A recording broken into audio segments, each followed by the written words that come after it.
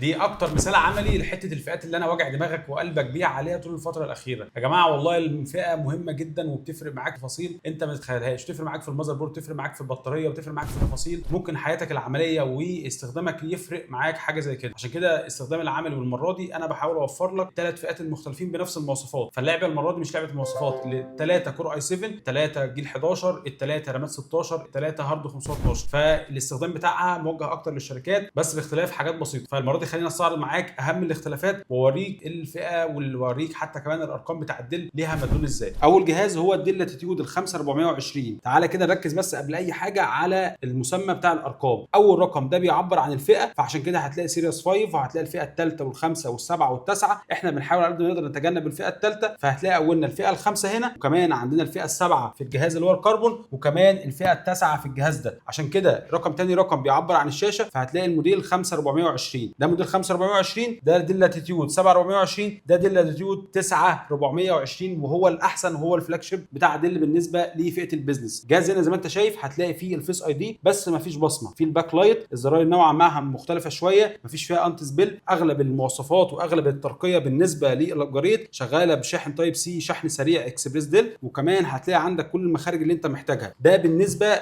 للفئه الخامسه اللي دي اللي بتقول عليها مصنعه من البوليمر اللي هو البلاستيك المقوى. تعالى الفئه الاعلى شويه وهي الفئه السابعه، بيجي منها المعدن وبيجي منها الكربون زي ما انت شايف. جهاز مميز جدا وخفيف، هو اخف وزنا من الفئه الخامسه، وكمان شاحن تايب سي، وكمان امبت لايت مع وجود الفيس اي دي عشان يفتح معاك بشكل اسرع، وفي نفس الوقت سماعاته مميزه، وكمان كل التفاصيل اللي انت عايزها هتلاقيها موجوده فيه. موجود الباك لايت بتاع الكيبورد، وكمان كل المخارج اللي انت محتاجها هنا هتلاقيها من الاتش دي ام اي ليو اس بي، فهو اختيار عملي جدا للشركات والمؤسسات. الفلاج شيب بتاع ديل والمعدن والمظهر اللي يفرق معاك بشكل كبير، تلاقي عندك فينجر برينت موجوده، سماعتين يمين وسماعتين من تحت بحيث ان انت تاخد كل التفاصيل. بس انا عايزك تركز كده، شايف في كم موجود امبت لايت مع مستشعر الاضاءه، مع وجود الكاميرا بالشطر بتاعها تقدر تفتحه من زرار اف 9. كل التفاصيل دي كلها. تعال نتكلم على المايكات، اد 1 2 3 4، نتكلم في 4 مايكات عشان النويز كانسليشن.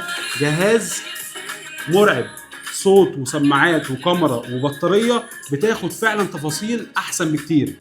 الصوت زي ما انت شايف لا مميز.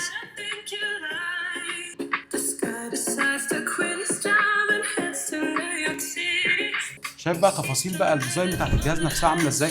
كل اللي انا بكلمك عليه ده قد ايه مميز وقد ايه فعلا يفرق معاك في استخدامك. عشان كده دايما في منتج ستور هنحاول نوفر لك كل الفئات اللي انت محتاجها، سواء كانت الفئه الثالثه او الخامسه او حتى السبعه وكمان التاسعه، كل فئات الديل لاتيتيود وكمان فئات الديل بريسيشن. وتابعنا الفتره الجايه هنعمل فيديو مقارنات عشان الناس اللي طار، هنحاول نشوف كل الحاجات اللي قريبه من بعضها كمواصفات وكفئه نكررها لك. عشان كده دايما منتج ستور تابعنا على صفحتنا على اليوتيوب وكمان على فيسبوك وانستجرام عشان فعلا تتابع وتلاقي كل الجديد. دايما عندنا 36 نص سبيل لقاد مكاننا، ودايما تلاقينا موجودين، وهسيب لكم ارقامنا على الشاشه.